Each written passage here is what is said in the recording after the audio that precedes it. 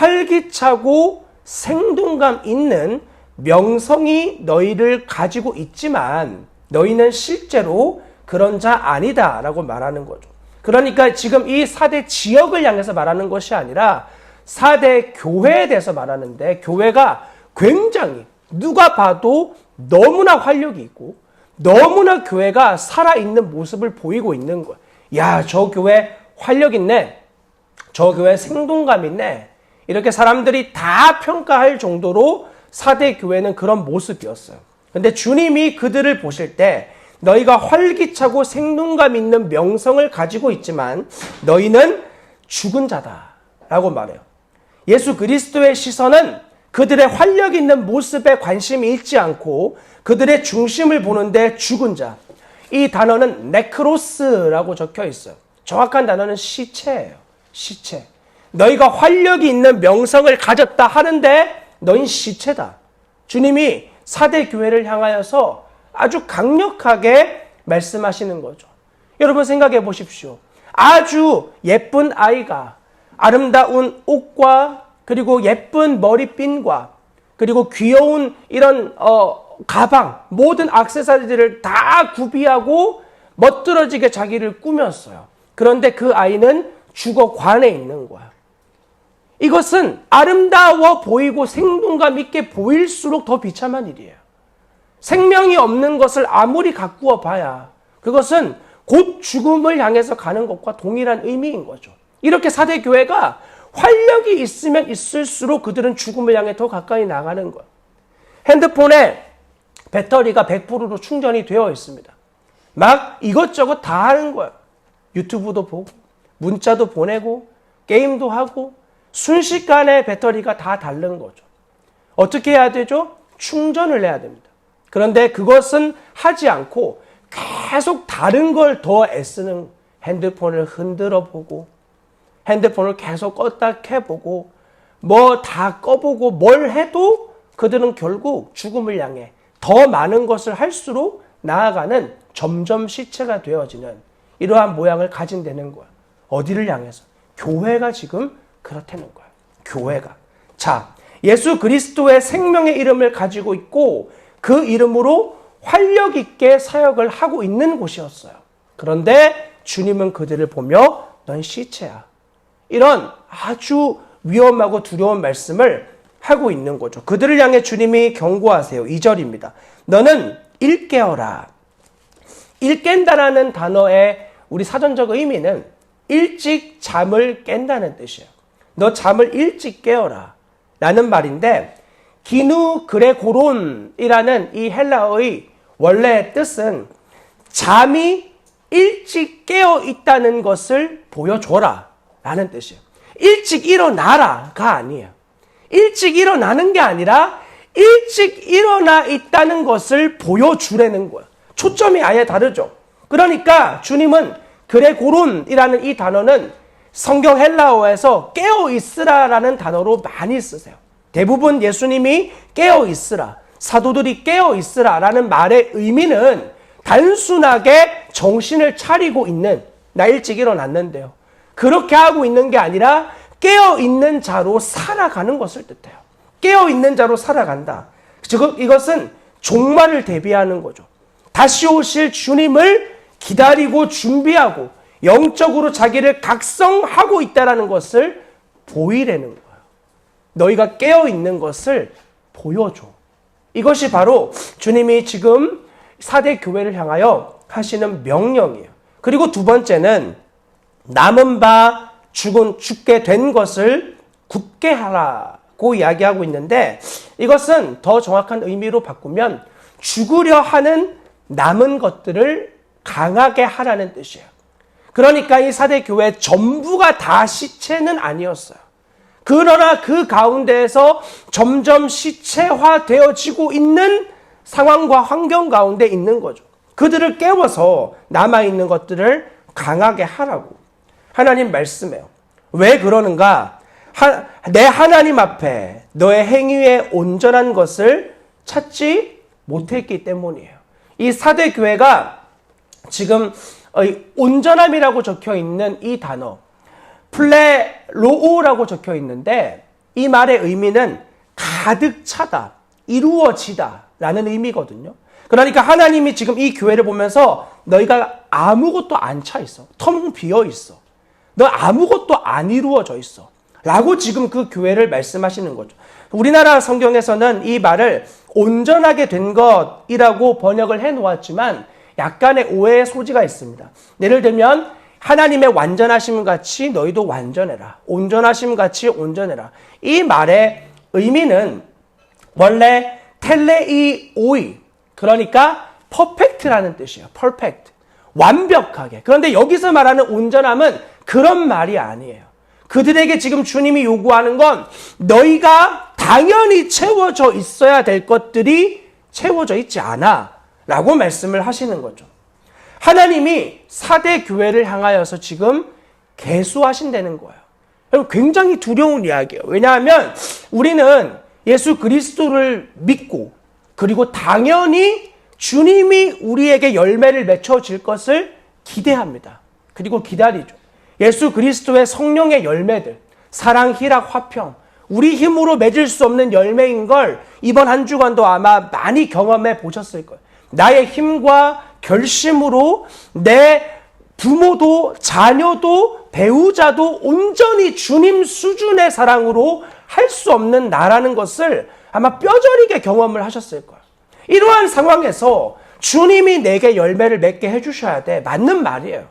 그러면 내가 지금 거룩한 열매를 맺지 않는 것이 누구의 잘못이라는 거죠? 주님 잘못이에요. 예수님 때문에 내가 지금 아무 열매를 못 맺고 있는 거예요. 주님 저에게 은혜를 안 베풀어 주셔서 제가 지금 사랑하지 못하는 겁니다. 어느 순간 신자들의 마음 안에 주님이 하셔야 돼 라는 이 말을 듣고 굉장히 소극적인 태도로 하나님 앞에 전혀 믿음의 걸음을 걷지 않는 이러한 모습을 보이는 자들이 있을 수 있어요. 하나님 오해하는 거죠. 주님 우리에게 분명히 말씀해요. 5달란트와 2달란트와 1달란트를 맡겨요. 그리고 그것을 주인이 다시 돌아올 때 반드시 계수해요. 5달란트를 맡긴 자에겐 그 맡긴 그 정도의 수준을 요구해요. 1달란트는 당연히 1달란트만큼을 요구해요. 우리에게는 예수 그리스도의 피값을 주님이 여러분 각자에게 각자의 삶의 자리에서 요구하시는 거예요. 당연히 그분은 우리에게 생명을 주셨기 때문에 우리를 향하여 생명을 요구하실 권리를 가지고 있습니다. 여러분 예수님을 주인이라고 고백을 한다면 당연히 그분은 우리에게 그 주권을 요구하세요. 그리고 우리가 그분을 인격적으로 알든지 알지 못하든지 여러분이 예수님을 주인으로 부른다면 여러분 그분께 반드시 순복하고 그분의 요구를 우리는 들어야만 해요. 하나님은 결코 악하신 분이 아니십니다. 그분은 자신의 아들을 내어주기까지 우리를 사랑하신다고 말씀하셨어요. 그렇기 때문에 그 사랑하시는 분께서 우리에게 요구하는 건 결코 우리를 억압하거나 우리를 죄게 만드는 그런 것들이 아니에요. 철저하게 우리의 행복과 기쁨이 하나님께 순종하는 것과 연결이 되어 있어요. 이것을 알지 못하면 하나님 앞에 순종은 너무나 불편하고 어려운 일로만 우리 안에 남는 거예요. 하나님의 기쁨을 위해 나를 힘들게 만드는 분. 여러분 그러나 하나님은 우리가 없어도 그분은 충만한 기쁨을 가지고 계시고 우리가 있어서 정직하게 말하면 하나님 마음을 더 어렵게 만드는 일이 많아요. 그렇지 않습니까? 하나님은 그분 자체로 완전하세요. 우리의 도움이 필요하지 않아요. 우리를 굳이 사역시키는 이유는 하나님의 기쁨에 저와 여러분들을 참여시키기 위함이에요. 참여시키는 것. 그리고 그것을 즐거워하고 기뻐하기 위함이라는 것.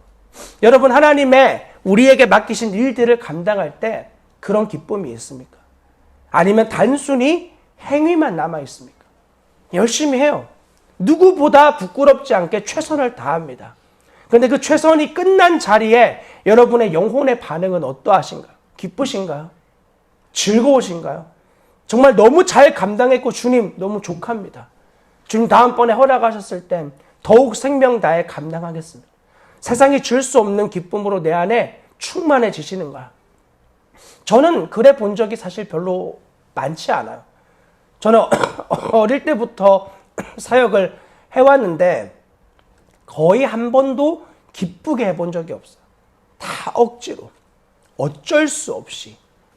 그리고 감당을 하고 나서는 늘 삶의 자리에 돌아와서 후회와 절망, 그리고 슬픔. 왜 나만 이렇게 고생해야 되나? 왜 나만 이렇게 힘들어야 되나? 주님, 저 좀 편안한 교회 보내주세요. 그렇게 기도했는데 한 번도 들어진 적이 없어요. 지금 돌아보면 만약에 편안한 교회, 그러니까 재정을 더 많이 주고 시간을 더 많이 주는 교회 같다면 저의 타락의 길은 훨씬 더 넓어졌을 거예요. 하나님의 은혜였죠. 지금 돌아보면 그래요. 그때는 힘들었어요. 그래서 싫었어요. 난 편안한 시간을 갖고 싶어. 편안한 시간을 좀 누리고 싶어. 그게 제 마음의 소원이었고 동시에 욕망이었던 거죠. 정말 열심히 일했습니다. 교회에서. 누구보다 열심히 사역을 했어요. 여기 오기 전의 이야기예요. 근데 제 마음은 늘 공허했어요. 그럼 여러분 생각해 보십시오. 사역자인데, 목회자인데, 전도사인데 말씀을 전하면서 하나님은 이런 분이시라고. 하나님은 우리의 모든 걸 책임지시는 분이라고. 그분은 우리의 기쁨이자 전부라고. 막 설교를 하고 방에 돌아와가지고 저 혼자 완전히 쾌락과 종욕과 음란에 다 빠져 있는 거예요. 여러분 비참한 일이에요. 그러니까 설교자로 설교하는 모습으로 가면은 쓰고 있는데 나의 삶은 정직하게 말하면 그것을 누리지 못하는 모습이었던 거죠. 예, 고맙습니다. 네.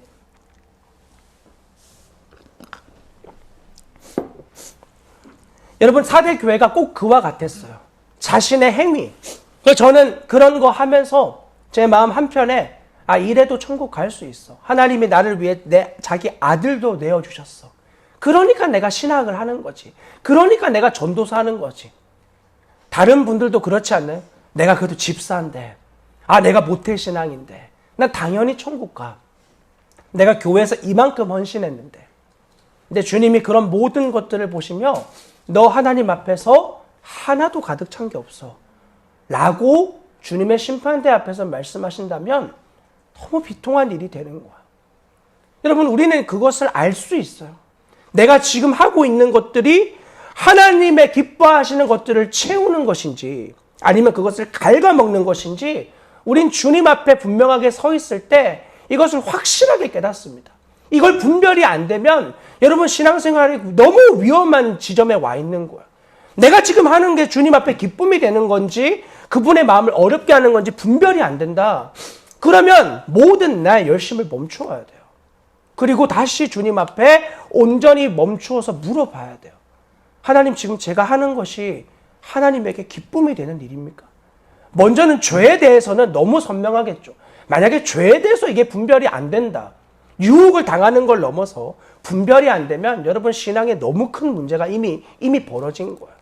그러나 이게 분별이 되어지고 어떤 선과 그리고 더한 선들을 분별하려고 할 때 이때 주님이 우리에게 요구하시는 것을 그분께 묻는 그러한 친밀함이 우리 안에 있습니까? 아니면 내 하고 있는 행위가 다른 사람들 앞에서 옳다고 인정을 받는 것을 포기할 수 없는 네 행위가 어느 순간 나의 전부가 되어 있는 거예요. 저로 예를 들면은 설교자, 목회자, 이게 저의 모든 것이 다 묻어 있는 거죠. 주님이 멈추어라 라고 할 때 못 멈추는 거야. 지금 제가 어떻게 여기까지 왔는데 벌써 하나님 경외하지 못하는 거죠. 4대 교회가 지금 그 지점에 와 있는 겁니다. 주님은 그들에게 이야기해요. 3절입니다. 그러므로 네가 어떻게 받았으며 어떻게 들었는지 생각하고 지켜 회개하라. 회개에 대해서 말씀하세요. 4대 교회는 또 다른 열심을 내야 될 교회가 아니었어요. 그들의 열심은 이미 충분했어요. 너무 많은 열심을 가지고 있었어요. 다른 사람들이 볼 때 역시 교회는 저래야 돼. 그런 모든 모양새를 다 갖추고 있는 곳이에요. 누가 봐도 활기찬 예수의 이름으로 하고 있는 활기찬 예배, 활기찬 섬김, 활기찬 봉사, 활기찬 소모임 다 가지고 있었어요. 그런데 주님은 그들을 향해 시체라 말하면서 너희의 모든 행위를 다 멈춰. 그리고 그들에게 요구해요. 어떻게 받았고 어떻게 들었는지 생각하고 지켜라. 이게 회개의 참뜻이에요. 먼저 회개는 우리가 어떤 하나님의 복음을 들었는지 받았는지를 생각하는 거야. 여러분이 지금 하고 있는 행동, 나의 모든 사역, 그것이 정말 주님이 내게 주신 복음의 기초에 근거한 것들인지를 철저하게 돌아봐야 돼요. 얼마든지 변질될 수 있어요. 얼마든지. 예를 들면 저희는 교회에서 전도를 할 때 이 전도 그 신문에 절대 저희 교회 그 연락처나 혹은 저의 개인의 연락처를 적지 않기로 저희가 결정을 했거든요. 이 전도를 하는 것이 우리의 성도를 늘리기 위한 우리의 교회의 홍보가 되지 않기를 주님이 저희에게 주셨던 마음이었어요. 저로서는 불가능한 마음이에요. 왜냐하면 인간의 욕망이 얼마나 자기를 높이고 자기를 드러내기를 원합니까? 그런데 이런 것들을 통해서 한 번도 일어난 적 없지만 혹시나 전화가 와서 우리 교회로 오면은 이거 내가 이렇게 수고롭게 해가지고 된 일이구나. 내 영광 높아질 것 같은 거예요. 그래서 아내와 함께 이야기하고 우리는 여기에 우리 교회 이름 안 적는다. 그냥 오직 복음만 전해지게 한다. 그렇게 저희가 마음을 정하고 했어요. 그리고 오랫동안 전도를 하면서 깨달았어요. 이렇게 해가지고 연락이 오는 사람이 없다라는 것을. 이 전도지를 들고 이 교회로 찾아오는 사람이 없다라는 걸 알게 됐어요. 몇 년이 지나고. 그래서 그때부터 전화번호를 적기 시작했어요. 진짜 궁금한데 연락을 할 수 없는 사람들에게 연락이 오게 하자. 저희의 마음에 주님 앞에 비추어 보았어요. 이게 정말 적는 게 하나님 앞에서 가능한 일인가? 하나님이 기뻐하실 일인가? 왜냐하면 아주 작은 부분이라도 내 욕망이 그 안에 묻어 있다면 결코 해서는 안 되는 일이었기 때문이에요. 저희가 이곳에 왔는데 5개월이 지나고 복음기도 신문이라고 하는 미디어 단체에서 저희를 인터뷰를 하려고 왔어요. 목사님, 저희 교회, 여기 교회 인터뷰 좀 하고 싶습니다. 저희 주님께 좀 기도해 보겠습니다. 그리고 제 마음 안에 하나님, 이걸 통해 가지고 우리 교회가 홍보되고 알려지고 이렇게 되는 것에 저의 마음의 중심에 욕심이 있습니까? 철저하게 검증하는 거야. 그리고 그런 마음을 이제 정직하게 그 미디어 분들께 나누었죠. 그분들이 웃으시면서 그거 보고 찾아오는 분들은 안 계실 거예요. 이렇게 말씀해 주셨어요. 그렇구나. 그런 분들은 안 계시구나. 그리고 인터뷰를 응했고 그거 보고 아직 여기 왔다는 분 아직 한 번도 만나본 적 없어요. 인터뷰를 했었는데 그 인터뷰 보고 여기 교회 왔다고. 그런 분들을 만나본 적이 없어요. 여러분, 이런 모든 일들을 할 때 이게 하나님 앞에서 받아들여질 수 있는 내 마음에 욕망이 있는지 아닌지 점검하는 하나님의 복음의 가치에 맞는 것인지 아닌지를 돌아보는 것 너무 중요합니다. 복음의 가치가 뭐죠? 복음의 가치는 단순하게 말하면 십자가의 원리예요. 십자가의 원리는 자기를 부인하는 일이에요. 이 일에 대해서 자기를 부인하는 것. 나를 부인하는 일. 사람들은 어떻게든 내가 높아지고 알아지고 그리고 영광 받기를 갈망하거든요. 그런데 그런 자기를 부인하는 거야. 그리고 그것을 통해서 죽음으로 내가 정말 나아가는가. 날마다 십자가를 지는 길인가. 얼마나 선명합니까? 아무든지 나를 따라오려면 자기를 부인하고 날마다 자기 십자가를 지고 나를 따라와라. 그 주님 따라가는 길이에요. 내가 지금 주님 앞에 잘 가고 있는가 확인해 보면 돼요. 자기를 부인하고 있는지, 자기 십자가를 내가 지고 있는지, 죽음의 길로 계속해서 나아가고 있는지, 아니면 도망쳐버렸는지, 도망치고 있는지, 그리고 회피하고 있는지. 분별하는 건 어렵지 않습니다. 분별은 너무 쉬워요. 답은 하기 싫은 마음 때문인 거죠. 안 하고 싶어요. 절대로 자기를 부인하고 싶지 않습니다. 우리 본성으로 불가능해요. 이게 바로 복음이에요. 근데 자기를 부인하면 놀랍게 영광을 봐요. 우리 인간은 내가 왕되기를 원하거든요. 내가 높임받고, 내가 내 마음대로 하고, 내 하고 싶은 대로. 그러면 행복할 거라고 믿어요. 아주 어리석은 일인 거죠. 우리 인간이 어디까지 할 수 있을까요? 뭐든지 다 하죠. 허락만 되면, 법이 규제 삼지만 않으면 무슨 짓이든 다 저지를 수 있는 게 우리 인간의 무서움입니다. 다 할 수 있어요. 그런데 법이 제재를 가하고 그러니까 사람들의 눈이 무섭고 두려워서 못하는 거야. 안 하는 척하는, 마음으로는 계속 그런 것들을 가지고 있는 거죠. 욕망의 끈을 놓지 않아요. 그리고 그것을 하면 자기가 행복할 거라 믿어요. 그러나 주님은 그렇게 말씀하시지 않아요. 자기를 부인해야 너 생명을 얻는다. 십자가를 통과해야 비로소 하늘의 감격을 누리는 거예요. 여러분이 인정받지 못할 때 주님이 여러분을 위로하시는 것으로 여러분의 마음이 충만해져 본 적이 있으십니까? 아무도 나를 안 알아줘요. 근데 내가 너랑 같이 있잖아. 여러분, 이 말씀이 여러분 안에 정말 위로가 되나요? 우리 지난 시간에 두아디라 교회에서 주님이 내 전부를 너에게 줄게. 내 나라를 너에게 줄게. 이게 위로가 되는 사람들이 바로 십자가로 걸어가고 있는 사람들이에요. 아, 그건 알겠고요. 예수님 나의 주인인 거 알겠고요. 나를 책임지시는 분인 거 알겠고요. 저 돈 좀 주세요. 아, 이 상황 좀 해결해 주세요. 아, 나 천국 가는 거 알겠는데 이 문제 좀 해결해 줘 봐요. 그렇게 말하는 사람들은 예수님이 나의 전부라는 걸 사실 잘 모르는 분들이에요. 주님은 우리에게 그런 부분적인 것의 해결에 우리의 마음이 빼앗기지 않길 원해요. 이 모든 상황을 통해서 철저하게 더욱 예수님이 나의 전부가 되는 것. 그것이 바로 하나님 우리에게 주시기 원하시는 복음인 거죠. 이 복음은 곧 예수 그리스도인 거예요. 그리고 그것을 우리가 생각하는 겁니다. 정확한 번역의 의미는 기억하는 거예요. 하나님 우리에게 주신 복음이 무엇인지를 다시 기억하는 거예요. 내가 지금 달려가고 있는, 정신없이 하고 있는 모든 일들 가운데에서 주님의 복음을 다시 기억하는 거예요. 아, 정말 아무것도 없어도 주님으로 충분했다. 어제 추수감사절을 준비하면서 6년 전 이곳에 왔을 때 처음 저희 교회에서 드렸던 예배의 설교를 듣게 되었어요. 저희 교회 밴드에다가 공유를 해놓았는데 그 설교를 듣는데 중간에 그러는 6년 전에 제가 저희에게는 정말 주님만 계시면 된다고. 그리고 그렇게 고백하지 못할 상황과 그렇게 안 되는 상황이 우리에게 펼쳐질 그때에도 주님 저희가 그렇게 고백하게 해달라고. 이런 상황이 있고 이런 문제가 있고 이런 어려움이 생겼을 때 우리의 상황과 환경보다 더 크신 하나님 볼 수 있는 눈이 우리 안에 더욱더 크게 떠지게 해달라고. 전능하신 하나님이라고 고백할 때 그게 나의 머릿속 관념이 아니라 진짜 그분은 모든 것을 할 수 있는 분으로 내 안에 믿어지게 해달라고. 마치 어린아이가 아빠를 볼 때 뭐든지 다 하잖아. 아빠. 너무 능력이 충분하잖아요.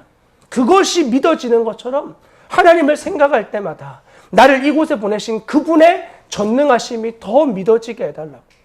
그래서 정말 우리에겐 다른 게 필요하지 않고 주님이면 충분한 것으로 우리와 함께 하시는 하나님으로 다른 게 아니라 이곳에, 그땐 저희 둘밖에 없었죠. 이곳에 주님이 계신다. 그게 내 안에 정말 위로가 되게 해달라고. 그리고 그걸로 저희가 너무 기쁘게 교회를 시작을 한 거예요. 왜냐하면 저희 가운데 주님이 함께 하셨거든요. 그리고 지금 이 6년이 지나고 추수감사절. 저희 둘 있을 때 이런 풍요로운 어떤 꾸밈, 이런 풍요로운 가득 찬 사람들 상상도 못했죠. 정말 상상도 못했어요. 불가능한 일이라고 생각했어요. 그때 주님이 저희에게 너 모든 달려가는 것들을 멈추고 너 다시 한번 초점을 오직 복음 앞에 다시 한번 기억해. 너 어떤 복음 받았는지를 말씀하시는 거. 굉장히 처음엔 어려웠어요. 아, 주님 왜 하필 이 추수감사절에 사대교회입니까? 다른 영광스러운 교회 이야기 많은데. 그런데 이 말씀을 준비하면서 우리에게 다시 한번 주님이 가장 본질을 원한다는 것을 기억하게 되었어요. 어떤 행위, 어떤 남들이 볼 때 말씀과 기도, 전력으로 달려가는 그 모양새, 그런 거 다 아니라 너희가 어떤 복음을 받았는지를 먼저는 너 기억해라. 그리고 우리에게 말씀은 그리고 나서 그것을 지키려는 거야. 복음은 우리가 어떤 복음을 들었다 해서 끝나는 게 아니에요. 회개는 내가 그 복음을 들은 것 가운데에 나의 삶을 드리는 거예요. 지킨다. 나는 이 단어 텔레이라고 적혀 있는데 정확한 뜻은 순종한다는 것이에요. 순종한다. 어떤 복음을 들었는지 기억하고 거기에 순종해. 그리고 이것은 현재 명령형이에요. 현재 명령. 그러니까 지금도 계속해서 실천되어져야 될 명령인 거죠. 4대 교회를 향해서도 우리를 향해서도 여전히 우리에게 주님은 다른 것들 아니라 너희에게 준 십자가의 복음을 기억하고 그것을 행하라고 말씀해요. 십자가의 복음. 여러분 어렵지 않습니다. 자기를 부인하고 날마다 죽음으로 가는 그 복음. 세상은 결코 알 수 없는 하나님만 하실 수 있는 걸음. 인간으로서 절대 자기 욕망을 부인할 수 없고 내 높임 받는 것을 포기할 수 없는 그곳에서 나를 죽음으로 넘기는 그러한 복음을 기억하고 거기 다시 순종하려는 거예요. 그렇게 우리의 삶이 순종의 열매로 가득 차지 않으면 3절 중반입니다. 내가 도둑같이 이르겠다. 어느 때에 내게 이를지 네가 알지 못한다. 이렇게 말씀해요. 이건 어쩌면 우리 신자들에게 당연하게 여겨지는 말씀일 거예요. 주님 당연히 도둑처럼 오시지. 주님 도둑과 같이 오신다고 늘 말씀하셨지. 그런 줄 알았어요. 그래서 당연히 언제 오실지 모른다고 생각했어요. 이렇게 말씀을 드리면 큰일 났다. 목사님이 또 주님이 언제 오신다고 하시겠구나 하고 덜컥 겁을 먹으시지 않으셔도 돼요. 언제 오실진 누구도 알지 못해요. 하나님밖에 모르는 일에 감히 안다고 말씀을 드리려는 것이 아닙니다. 그런 의미에서 주님 반드시 도둑과 같이 오세요. 그런데 문제는 그게 전부가 아니에요. 자, 여러분 가지고 있는 성경 데살로니가 전서 5장으로 가보도록 하겠습니다. 데살로니가 전서 5장 1절부터 6절까지 말씀을 함께 같이 보겠습니다. 데살로니가 전서 5장 1절부터 6절까지 말씀. 찾으신 분들 함께 말씀 읽겠습니다. 6절까지 같이 읽습니다. 시작. 형제들아, 때와 시기에 관하여는 너희에게 쓸 것이 없음은 주의 날이 밤에 도둑같이 이를 줄을 너희 자신이 자세히 알기 때문이라. 그들이 평안하다 안전하다 할 그때에 임신한 여자에게 해산의 고통이 이름과 같이 멸망이 갑자기 그들에게 이르리니 결코 피하지 못하리라. 형제들아, 너희는 어둠에 있지 아니하매 그날이 도둑같이 너희에게 임하지 못하리니 너희는 다 빛의 아들이요 낮의 아들이라. 우리가 밤이나 어둠에 속하지 아니하나니 그러므로 우리는 다른 이들과 같이 자지 말고 오직 깨어 정신을 차릴지라. 아멘. 자, 주님의 날을 알 수 없어요. 도둑같이 임하는 사람들이 있어요. 그런데 4절을 보면 그 날이 도둑같이 임하지 못하는 사람들이 있어요. 어떤 사람들이죠? 그들은 빛의 아들들이에요. 낮에 속한 자들. 그러나 어둠의 자녀들은 빛의 아들들이 아니기 때문에 도둑과 같이 주님을 맞이하는 거예요. 그들은 잠든 자예요. 그리고 빛의 자녀들은 깨어있는 자예요. 깨어서 그리고 정신을 차리고 있는 자들이에요. 그래서 그들은 예수 그리스도의 오심을 기다리고 준비하고 있는 자예요. 낮이나 밤이나 어느 때에 주님이 오시든지 상관없는 자들. 매일 매순간 준비되어진 자. 그래서 7절부터 10절을 다시 읽습니다. 시작. 자는 자들은 밤에 자고 취하는 자들은 밤에 취하되 우리는 낮에 속하였으니 정신을 차리고 믿음과 사랑의 오심경을 붙이고 구원의 소망의 투구를 쓰자. 하나님이 우리를 세우심은 노하게 이르게 하심이 아니오 오직 우리 주 예수 그리스도로 말미암아 구원을 받게 하심이라. 예수께서 우리를 위하여 죽으사 우리로 하여금 깨어있든지 자든지 자기와 함께 살게 하려 하셨느니라. 아멘. 구원받음에 대해서 말해요. 주님이 우리를 구원하시는 거. 그게 어떤 의미죠? 예수 그리스도가 죽음에 자기를 내어주심으로써 하나님이 자기를 부인하시는 그분의 영광을 버리고 자기를 부인해버리신 일이 십자가의 일이에요. 물론 그것은 하나님 안의 기쁨이었어요.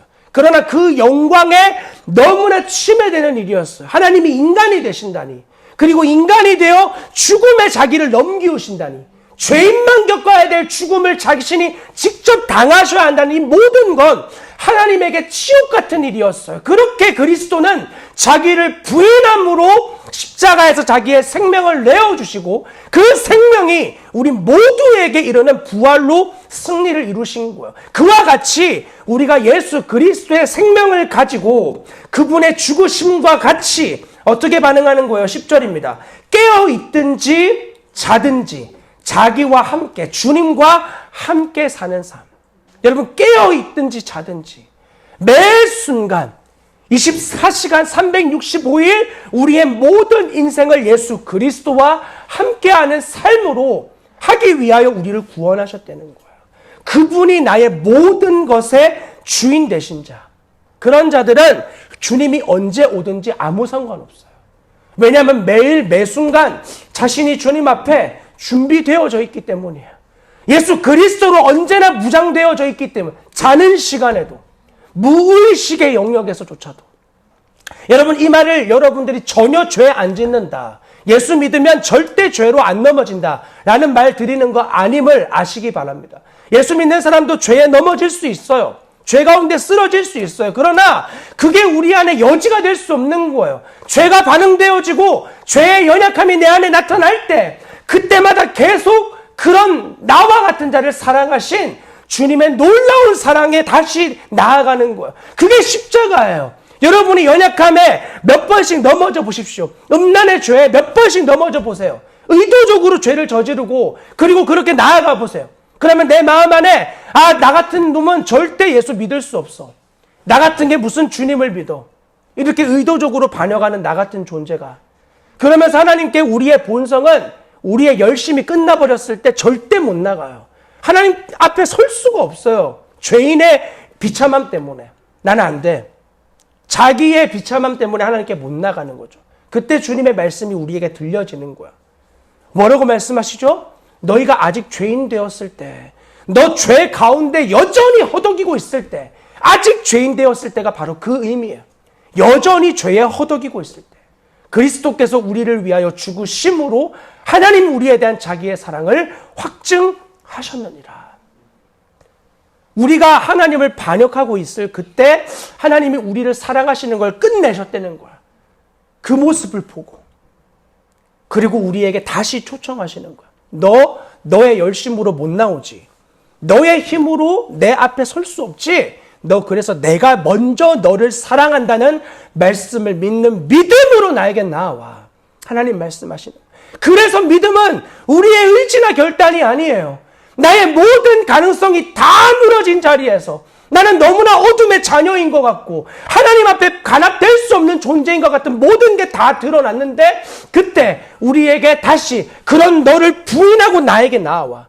안 된다는 너를 부인하고 불가능하다는 너를 부인하고 죄에 익숙한 너를 부인하고 나에게 나와. 너 이미 나의 생명이다. 이게 어떻게 믿어지냐고요. 우리로서 불가능해. 믿어질 수 없어요. 우리의 본성은 더 멀어지고 싶어요. 엄청난 사랑이기 때문에. 그리고 그 사랑 앞에 믿음으로 나아가는 거예요. 그러면 주님이 우리에게 바로 이것이 빛의 자녀의 모습이라고 말하는 거죠. 어째서 그런가? 빛의 자녀는 전혀 죄 짓지 않는 모습 아닌가? 그렇지 않아요. 4절 보세요. 요한계시록 3장 4절입니다. 거기 넘어가셔도 돼요. 요한계시록 3장 4절 제가 읽어드립니다.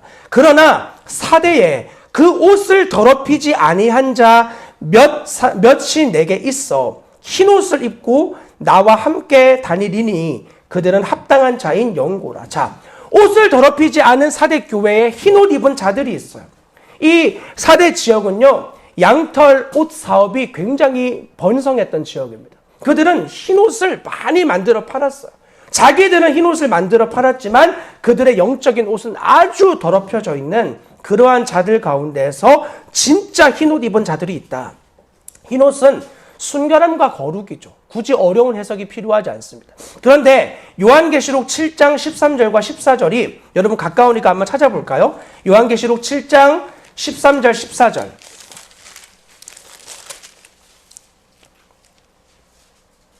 말씀 찾으셨으면 계시록 7장 13절 14절 같이 읽습니다. 시작. 장로 중 하나가 응답하여 나에게 이르되 이 흰옷 입은 자들이 누구며 또 어디서 왔느냐? 내가 말하기를 내 주여 당신이 아시나이다 하니 그가 나에게 이르되 이는 큰 환난에서 나오는 자들인데 어린 양의 피에 그 옷을 씻어 희게 하였느니라. 아멘. 여러분, 흰옷이라는 의미는 그리스도로 인하여 정결하고 깨끗해진 자가 날마다 그분의 피에 자기의 죄를 씻는다는 의미예요. 그분의 보혈에 나의 죄됨과 그리고 악한 어두운 자의 모든 드러나는 습성들을 주님 앞에 날마다 회개로 나아가는 거예요. 그렇게 정결함을 입는 거예요. 죄를 안 짓는 게 아니에요. 죄로 넘어지고 죄로 반응하는 게 있는데 하나님은 미쁘사 우리에게 날마다 그 죄를 고백하는 자들을 죄를 도말하시는 그 하나님의 은혜를 입는 거예요. 요한일서 1장 8절과 9절에 있는 말씀처럼 주님이 우리의 죄를 기쁘게 용서하시는, 하나님이 우리를 오래 참으시는 것을 기뻐하시는 그 사실을 믿고 그분께 나아가는 거예요. 그래서 우리는 그 믿음으로 이 자리에 서 있는 거예요. 여러분, 한 주간에 어떤 죄의 모습이 드러났나요? 어떤 죄의 반응들이 드러났죠? 누가 봐도 어둠의 자녀의 모습들. 이건 절대 예수 생명이 아니야 할 만한 그런 모습들이 우리에게 많이 드러났을 거야. 그때 주님 우리에게 요구해요. 너 옷을 빨 때가 되었구나. 너 나의 보혈 앞으로 나와. 예수 그리스도 그분의 정결한 피가 우리의 모든 근원적인 죄들을 다 도말하셨어요. 이미 끝냈어. 예수님 십자가 죽으실 때 뭐라고 하시죠? 다 이루었다. 다 이루었대요. 이미 예수 그리스도의 생명으로 우리가 변화되어진 거예요.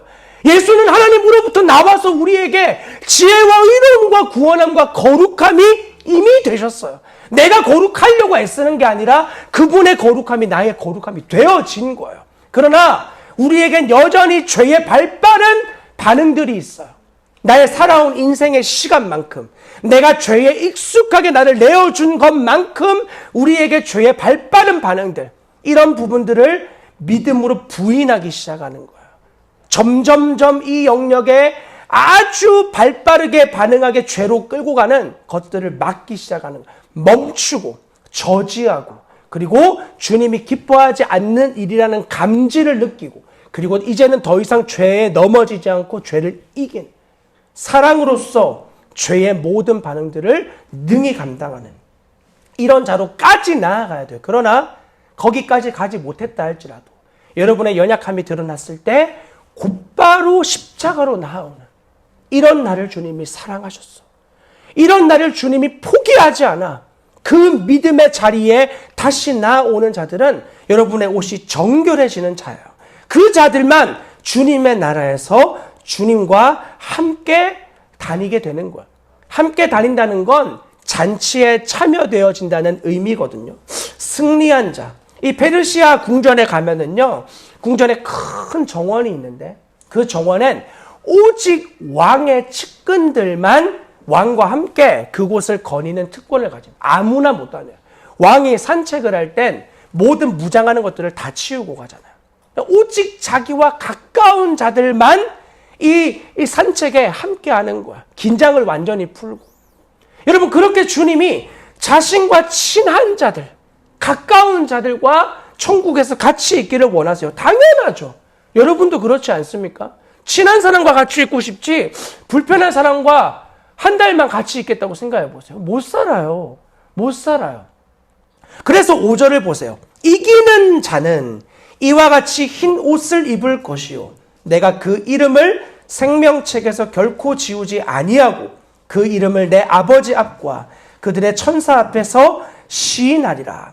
여러분, 예수님이 하나님 아버지 앞과 그리고 천사들 앞에서 시인하다는 이 말은 마태복음 10장 32절에 나와 있는 말씀을 근거로 해요. 주님이 말해요. 누구든지 사람 앞에서 나를 시인하면 나도 하늘에 계신 내 아버지 앞에서 그를 시인할 것이요 누구든지 사람 앞에서 나를 부인하면 나도 하늘에 계신 내 아버지 앞에서 그를 부인하리라. 사대 교회는 예수님의 이름을 부인한 교회가 아니에요. 여전히 예수님의 이름으로 많은 일을 하고 있어요. 근데 왜 이런 말씀을 하실까요? 그들이 지금 모든 일을 하고 있고, 그리고 어떻게 이렇게 귀한 섬김을 하셨어요? 그러면 고백이 주님이 하셨습니다. 이렇게 다 고백을 해요. 근데 마음속에 그 안에 고백에 담긴 기쁨을 잃어버린 상태인 거예요. 이 교회는 지금 단순히 그냥 고백을 하지 않는 그런 게 아니라 생명력 있는 삶으로 예수 그리스도를 고백하지 않고 있는 거예요. 시체로서 이미 생명이 다 빠져버린 죽은 자, 산소 호흡기를 끼고 멋있게 자기의 모든 것을 치장하고 있는 거예요. 아시겠어요? 산소 호흡기를 끼고 자기를 화장하고, 그리고 멋있는 바지와 옷을 걸쳐 입고 액세서리를 끼고 있는 거라고요. 산소 호흡기를 끼고 뇌만 살아있는 상태, 심장만. 그 살아있는 삶이 아니에요. 근데 여러분, 예수 믿는 사람들 중에서도 한 주간의 삶에 영적인 큰 싸움과 사단과 자기와 싸움과 이런 것들을 아예 하지 않고 세상의 모든 것에 내몰려져 있다가 그냥 교회에 와서 산소 호흡기 교체하고 가는 사람들이 굉장히 많이 있어요. 여전히 그들은 주님이 내게 주시는 위로, 영적인 힘을 얻어가지고 세상과 맞서 싸우고 사단과 맞서 싸우는 용사로 일어나고 싶어 하지 않고 산소호흡기를 계속 붙들고 그렇게 명맥해 나아가면서 시간을 끌다가 천국에만 가는 곳으로 신앙의 목적을 붙잡아 버린 사람. 몸은 젊은데 영적인 상태는 완전히 휠체어에 앉아서 병석에 누워있는 노인처럼 그들의 영혼이 그렇게 되어져 있는 거예요. 이런 모습은 하나님 앞에 결코 합당하지 않아요. 전에도 말씀을 드렸지만 예전에 한 부흥사분이 설교하시면서 자기가 진짜 부러운 삶이 있는데 그게 뭐냐면 이 땅에서 하고 싶은 짓 다 하고 살다가 죽을 때 천국 가는 사람. 자기는 정말 그런 사람 너무 부럽다고 그렇게 이야기를 하는 거예요.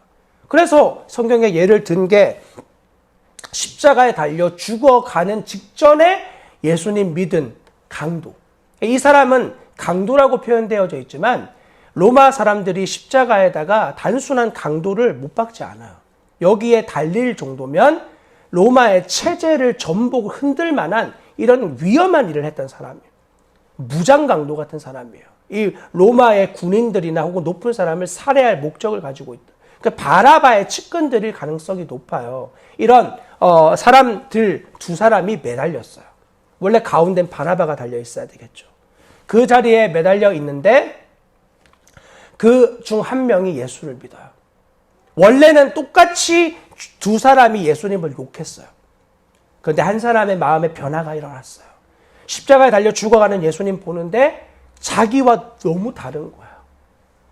나와 너무 다른 존재가 이곳에 함께 매달려 있는 것에 큰 충격을 받아요. 이 십자가에 달리면 인간의 모든 악함이 다 드러납니다. 자기 안에 있는 모든 악한 것들이 숨 한 번 쉬는 것 자체가 고통이니까 다 입으로, 여기 구경 온 사람들이 이 십자가에 달려서 죽어가는 사람들의 저주와 악담과 듣다가 집에 가자 그러고는 다 가버려요. 그럴 정도로 너무 이 악함이 드러나는 곳에 그리스도께서 아무 말씀하시지 않는, 너무 충격을 받는 거죠. 그리고 저분이 하나님의 아들이라는 것이 그 안에 믿어지기 시작했어요. 그리고 주님, 당신께서 당신의 나라에 가실 때 저를 기억해 주십시오. 나도 그곳에 함께 있게 해 주십시오. 그렇게 간절히 부탁해요. 그리고 주님이 약속했어요. 너 오늘 나와 함께 낙원에 있을 것이다. 그리고 주님이 죽으시고 그 영혼을 데리고 가셨겠죠. 약속하셨으니까. 그는 자신이 이 땅에서 얻으려고 했던 바라바와 함께 이 땅에서의 하나님의 나라, 힘과 강함으로 로마를 무찌르고 만들어질 하나님의 나라가 아니라 정말 살아계신 하나님이 함께 하시는 그 나라에 가게 되었어요. 근데 가는데 이것을 이제 기쁘다고 믿는 거야.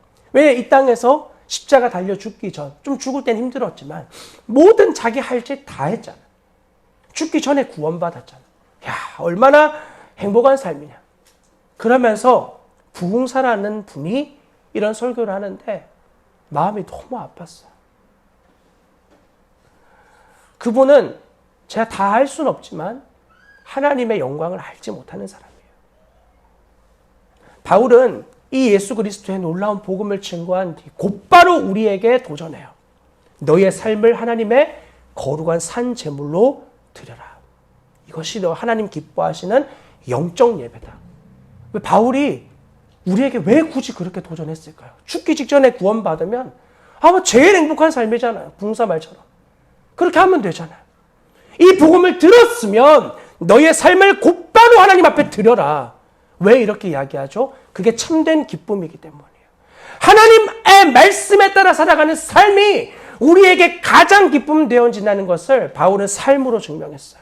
그는 감옥에 갔어요. 비천에 처했어요. 그리고 누구보다 낮은 자리에 거했어요. 인간답지 않은 대우를 당해가지고 수많은 매를 맞아서 다리가 안짱다리가 되어져 버렸어요. 말도 어눌해졌고 심지어 눈에도 큰 안질이 생겼을 만큼 그는 고통의 연속이었어요. 예수 믿은 이유 때문에. 그러나 그의 죽음에서의 외침을 보십시오. 나의 달려갈 길을 마치고 이제 나를 위한 의의 면류관이 예비되어져 있다. 이 세상을 살았던 사람 중에 기독교인이 아니더라도 바울만큼 세계에 큰 영향력을 미친 사람이 별로 없다라는 것을 모두가 인정하는 바예요. 그는 하나님 나라를 위해서 전력으로 살았어요. 그리고 주님은 그를 기뻐하셨어요. 그와 함께 하셨어요. 십자가에서 자신의 시체를 보면서 그리고 하나님 나라로 갈 때 저는 믿어요. 이 사람은 매우 슬퍼했을 거예요. 왜냐하면 예수를 주로 고백하고 그분이 나의 주인이 되었는데 그분이 주인된 삶을 한순간도 자기의 육체로 살아볼 수가 없는 거예요. 이제는 주님 나라에 가는 거예요. 허락된 시간이 끝났어요. 그리스도를 온전하게 알게 되면 우리에게 목적은 천국에 가는 게 아니에요. 이미 우리 마음에 임한 하나님의 나라, 변질될 수 없는 그 나라가 있는데 굳이 하나님 나라의 천국에 가는 그런 것에 우리의 마음이 흔들리지 않아요. 이미 우리의 마음에 주님 나라가 임했어요. 그리고 임한 그 나라가 우리를 통해 이 땅에 허락된 시간 동안 확장되어지는 이 하나님의 꿈을 함께 꾸며 이루며 살아가는 거야. 여러분의 삶의 자리에서 주님의 나라가 확장되어져야 되는 거예요. 자기를 부인하고 날마다 십자가를 지고 여러분의 삶에 이 일이 일어나지 않는다면 여러분 주님과 친밀하지 않은 것입니다. 하나님을 가까이 하지 않는 거예요. 주님의 십자가만큼 나는 내어드리고 싶지 않는 거예요. 그분의 마음을 알고 싶지 않은 거예요. 그러니 이 정도의 신앙에 내가 만족하고 싶은 거죠. 여러분, 우리에게 주님은 그런 복음을 주시지 않았어요. 단순히 고백만으로 천국 가는 그것을 만족하는 복음, 그런 복음 아니에요. 우리에게 주신 예수 그리스도의 복음은 우리의 삶으로 예수의 생명이 나타나는 복음이에요. 내 말과 행동과 그리고 심지어 죄로 넘어졌을 때에도 내 안에 예수 그리스도가 계심을 믿고 그분 앞에 회개로 곧장 나아가는, 회개를 한다는 건 우리가 죄를 합리화한다는 말이 아닙니다. 이 세상이 말하는 것처럼 예수 믿는 사람은 맨날 죄 짓고 회개하고 아주 좋은 그런 것을 가지고 있다고. 회개만 하면 하나님 다 받아주니까. 맞죠. 다 받아주죠. 그러나 그것은 결코 죄를 합리화하라는 이야기 아니에요. 하나님 앞에 정직하게 회개해 보셨나요? 내가 진짜 그분을 사랑하는데, 내가 진짜 주님을 사랑하는데 사랑하는 주님의 마음을 아프게 만든 나의 이 죄에 대한 고통스러움으로 회개해 보셨나요? 아니면 그냥 단순히 내 양심의 가책만 없애기 위해서, 내 양심의 가책을 좀 치우기 위해서 회개하시나요? 초점이 다른 거죠. 여전히 회개하는데 나 때문에 회개하는 거야. 내 마음이 좀 불편하니까. 인간은 죄 지으면 불편하거든요. 그 마음에 이 불편함을 떨어버리기 위해서 회개라는 걸 이용하는 거야. 그건 주님과 아무 관계가 없습니다. 회개 아니에요. 성경이 말하는. 회개는 말 그대로 다시는 그렇게 살고 싶지 않은 내 안에 거룩함을 붙드는 거예요. 정말 이렇게 살아서는 안 된다는 내 안에 주님과의 친밀함 때문에 그 길로 가지 않겠다는 철저한 주님 앞에의 무릎 꿇음. 이것이 회개인 것입니다. 여러분 그렇게 주님 앞에 회개하시나요? 오늘 한 주간의 삶을 아까 예배 시간에 회개할 때 그냥 내가 이런 죄 지었고 저런 죄 지었고 주님 아는 죄 모르는 죄 알고 지은 죄 모르고 지은 죄 다 용서해 주세요. 맞는 말이죠. 근데 여러분 그 고백 안에 정말 거룩하게 살고 싶은 열망이 있나요? 이 죄를 정말 이기고 싶은, 이 죄와 정말 피 흘리기까지 싸우고 싶은, 다시는 이 죄에 넘어지고 싶지 않은, 우리가 알거니와 우리의 옛사람이 예수와 함께 십자가에 못 박힌 것은 죄의 몸이 죽어 다시는 우리가 죄에게 종 노릇하지 아니하려 함이니 이는 죽은 자가 죄에서 벗어나 의롭다 하심을 얻었습니다. 여러분 의로운 자 되어진 영광을 정말 누리기를 열망하며 회개하시나요? 아니면 그냥 내 마음의 부담을 떨어뜨리기 위해서 회개하시나요? 우리의 행위가 생명책에 다 적혀 있을 거예요. 하나님의 심판대 앞에 서면 여러분의 모든 일거수일투족이 누구의 변명을 들을 필요 없이 여러분의 모든 행위가 하나님 앞에 낱낱이 아뢰어지는 그 날이 지금도 다가오고 있어요. 그 날이 여러분들에게 도적같이 다가오지 않기를 원합니다.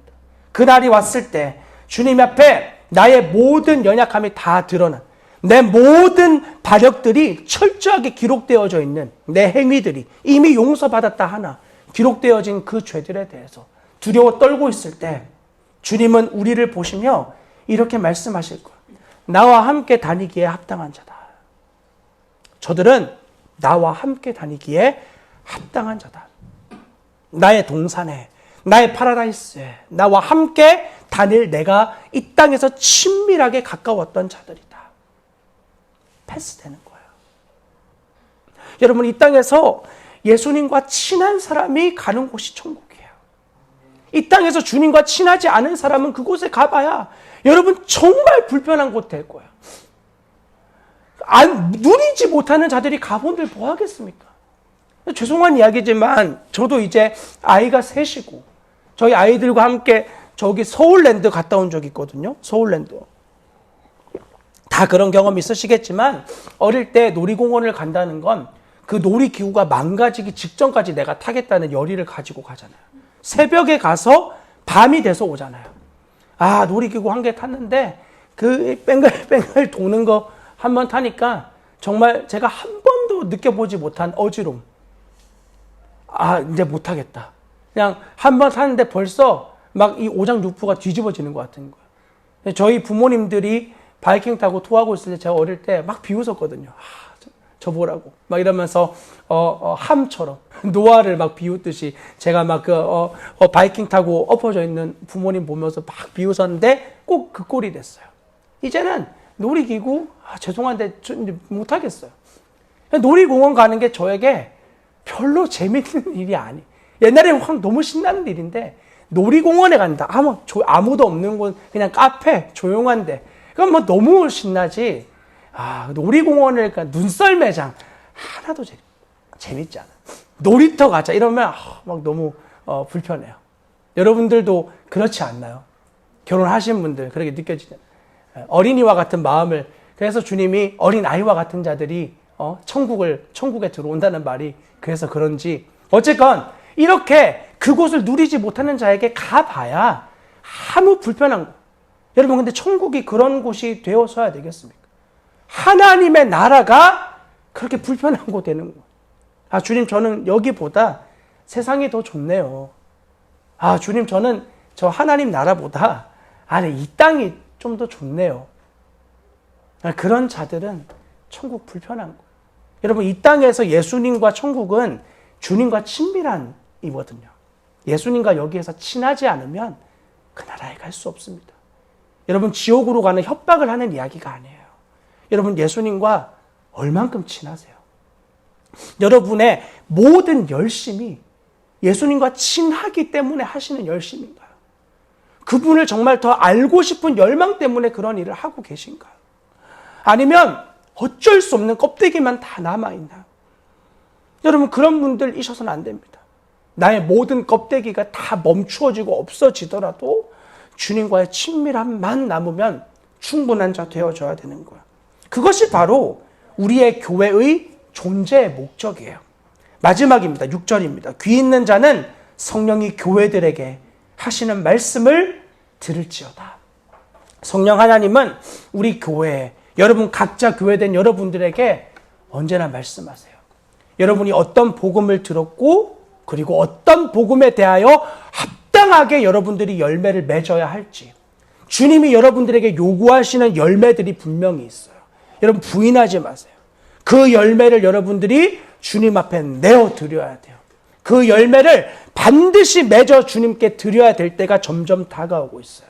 나중에 어느 순간 맺히겠지. 속지 마십시오.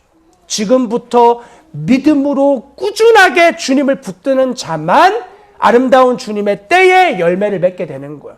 갑자기 열매가 뿅 나타나지 않습니다. 여러분, 오늘 여러분의 허락되어진 삶의 바로 그 자리에서 다시 한번 생명력 없는 나의 모든 행위가 아니라, 행위를 멈추라는 이야기 아니에요. 여러분 다 감당해야 돼요. 아내로서의 역할, 남편으로서의 역할, 교회 지체로서의 역할, 여러분 직장에서의 역할. 나 예수 생명으로 못했으니까 다 멈춰야지. 아니에요. 여러분 하는 모든 행위 가운데 생명이 있게 해달라고 주님께 기도하십시오. 하나님, 나의 모든 행위에 예수 그리스도의 생명이 담아지게 해주십시오. 그래서 남들이 나를 뭐라고 하든지 어떻게 평가하든지 너무나 기쁘고, 주님이 하신 말씀이기 때문에 너무 충분하고, 원치 않는 상황이 벌어졌을 때 감사할 수 있는, 나에게 모든 원하지 않는 일들이 일어났지만 주님으로 너무나 감사할 수 있는 하나님 백성 우리 모두가 되게 해달라고, 그렇게 주님 앞에 구하는 하나님 백성 우리 모두가 될 수 있기를 주님의 이름으로 부탁을 드립니다. 기도합시다. 하나님, 4대 교회에 남아있는 행위들, 우리가 이 모습에 속는 자 되지 않게 하여 주십시오. 하나님, 우리가 예수를 믿고 이런 일을 하고 저런 사역을 하고 이런 것들을 감당하고 있고, 이것이 예수님과 친하다는 이유가 될 수 없겠습니다.